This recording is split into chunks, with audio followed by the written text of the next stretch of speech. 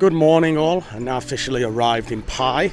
It's quite quiet at the moment here, it's not so busy. I was expecting it to be quite packed out, but I think because with it being the rainy season, it's quite quiet. Some people that follow the channel quite closely will remember I was here about a year ago, and it really is semi-fun, pleasure and business. So half fun and pleasure and half business. A lot of our products come from here in the north, and I'm looking to expand our product range for our online business, and so it's a good opportunity to have both a holiday and add some things to our product list, to include our ceremonial cacao, honey, powders, blue lotus tea. And I'm a big believer that if you're going to do business with people, you've got to come and talk to them yourself. It's no good like over messaging and calling and things like that. Too much gets lost in translation, especially in Thailand. So it's worth coming here. But not only that, you get to see the beauty that is Pai with me. And one topic I wanted to talk about on the vlog today is feeling old. I was asked the other day, wait a minute, are you the same age as my dad? That's a genuine question. Now, I'm 36 for those that don't know. And I'm sure my subscribers are all in the 50s and 60s. Well, a lot of them are. So if I'm old at 36, I can kind of get a hint at what some of the subscribers feel on the traveling circuit sometimes. I never seen 30 as a particularly old age. For me, even when I was traveling in the early 20s, I always considered 30 to still be quite young. On the traveling scene anyway, I mean, I got a lot of friends that were here in the 70s and 60s and 70s. That's what the traveling community is. It's a real eclectic mix of all nationalities, ages, belief systems, coming together, talking together. I definitely have noticed though in recent years, places like Pai have become like a younger scene. I've got a couple of friends here that have shops, and they've told me the same. There's a party scene here now, a little bit like, the islands, but I guess it's a little less intense. It's a little bit more cannabis fueled. And it's a young crowd.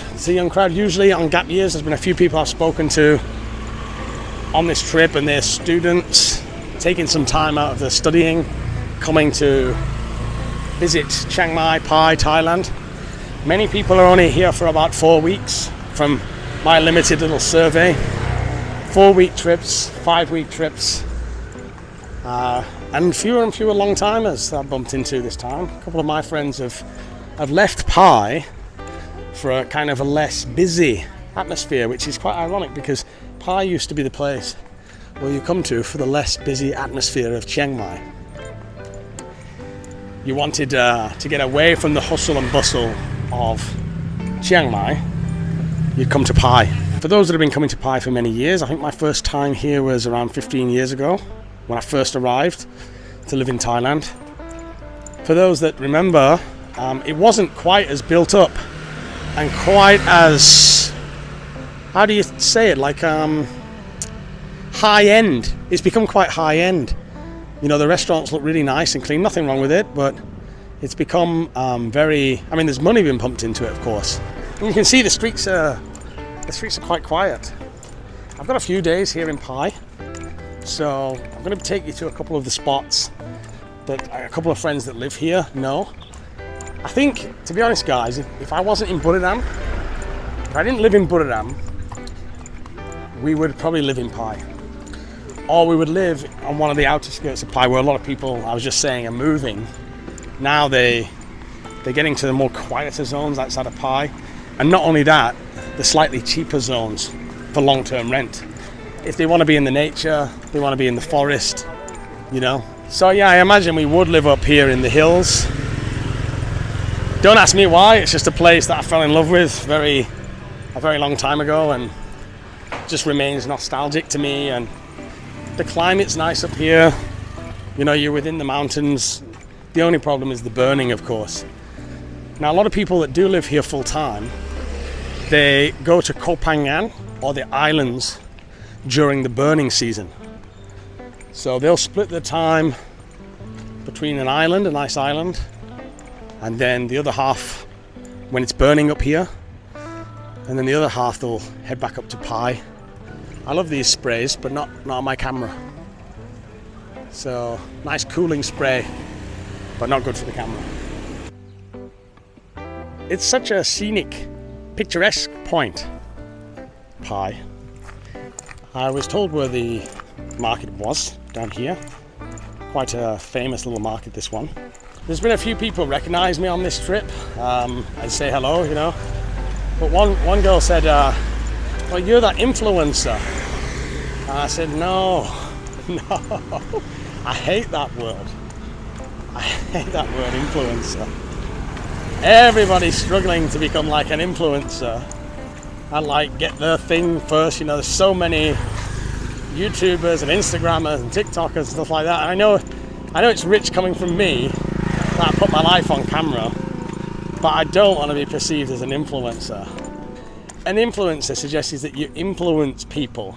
It seems like a marketing scam, you know, just like some kind of like corporate commercial thing. I mean, I talk about a few products on this channel, stuff that I use, but I say no to probably 8 out of 10 requests to come on this channel and influence people. I say no, including like to crypto coins that somebody offered me 10 grand to talk about, cash up front. Or there's this app where you could buy a share of a Picasso, or you could buy a share of some art in something. And I was like, no, that sounds like a complete scam. Not for you. For me, that was $6,000. That's not for you. Not for me a scam, but for you a scam. Because some of my subscribers would go and do that. And I have put a note out on my community page as well. Watch out for the scammers trying to sell you any mushrooms in the comments. Like, I filter all the comments. I've got keyword identifiers on there. So if certain keywords come up, even the word mushroom, I have to approve the comment first. So at the back end, we protect you guys. And I don't think there's ever been one person on my channel that bought something that they regret and that they couldn't return, or that got scammed in any way. One subscriber left me a comment, said I was close. It came close, and nearly fell for it. But lucky, so far so good. So here we are at the market, guys. Some nice vintage stuff. I'll take you around. I try and do it as slowly as I can because people want to see what is there, but I also kind of have to hasty along a little bit. So these guys are sat chilling over there. So let's have a little walk through. I'm told the deeper you get, the more interesting the market becomes here. This trip, I think Otis would have really loved it, except from the very smoky areas. One issue is there's a lot of people smoking these days, and you can get high from the secondhand THC. I don't care what anybody says. I sit in a room where people are smoking THC, especially if it's hot boxed, and yeah, I get pretty high on that, the secondhand fumes. So I really didn't want to expose Otis to that.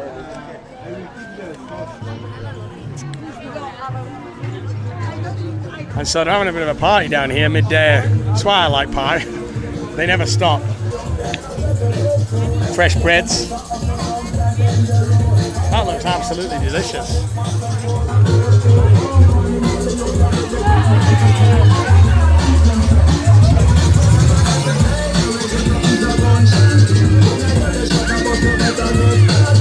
So they're loving it, guys. And good for the kids too. Look how happy the kids are. It's not unusual in Pai to find people partying in the daytime, and it's not unusual that they're all drinking water. So you look around, I don't think you can see one beer in sight. There's no like Leo bottles or Chang. Well, this dude's having a nice beer over there and having a reed, why not? But otherwise, they're not like usually drunk in the day. Everyone's having a bit of a joint, having a bit of a smoke. And a lot of people are sober over here. A couple of bottles of Chang over there.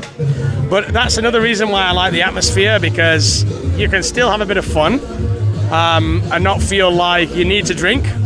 Whereas a lot of social places like the nightclubs, stuff like that, it's good for people that drink. But if you're not a huge drinker, it can feel a little bit isolating and you kind of just want to go home. So one thing I do like about Pai is this. I think it's a really positive thing. It's child friendly, kid friendly. And it's the fun and the festivities of Pai midday. Everyone's having a good time, enjoying themselves. That's what we like to see. And it's time for me to shop for a little bit of food myself, and some of this looks delicious. A nice pie here, chocolate cake, cookie cake, that's a new one to me. Vegan banana and caramel, delicious. A lot of handmade jewelry on offer, beautiful pieces. Lovely, lovely. I'm gonna get some of this delicious bread, guys, just 1 second.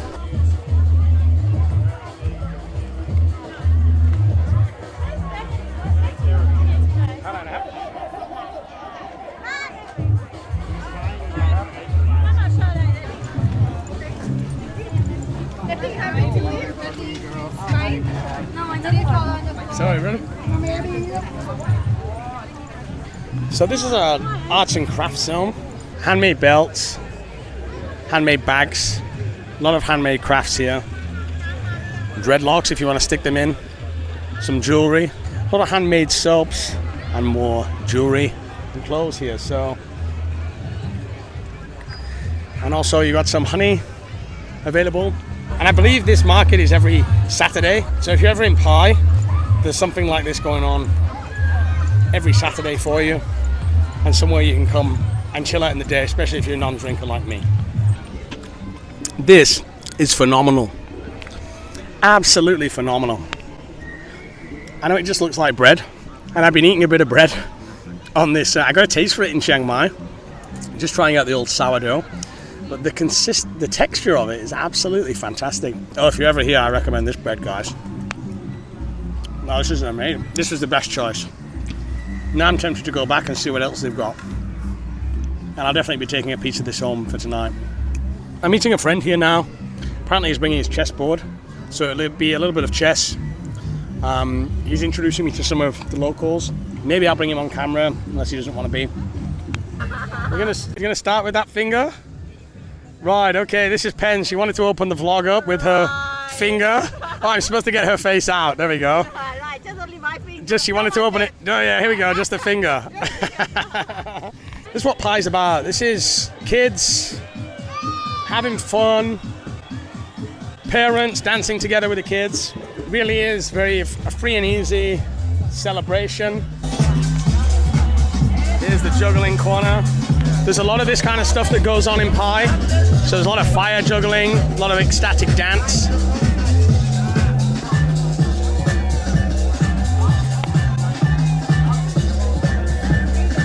อันนี้มันอร่อยมากนะครับเอาอีกอันหนึ่งได้ไหมเฮ้ยมันอร่อยที่สุดมีร้านด้วยใช่ไหมครับมีร้านขายด้วยใช่ไหมSo this is what's going down, guys. This is the Pai Saturday Festival. If you're in Pai, I recommend it as to put it on your itinerary. It's a good laugh. It goes on all day, and there's lots to buy. A lot of unique things to buy here as well that you won't see anywhere else. And there's certainly a lot of unique foods available on this market. So put it on your list when in Pai, and you will not regret it. Now, if you want to try this bread, and I really recommend you try this bread, and you're not here for the Saturday market, head on down to Thai Zen Organic Farm, and they're going to have this bread. The lady just told me there. And I'm not joking, guys. It is the best that you're ever going to taste here in Thailand. The best I've tasted in 15 years. So enjoy.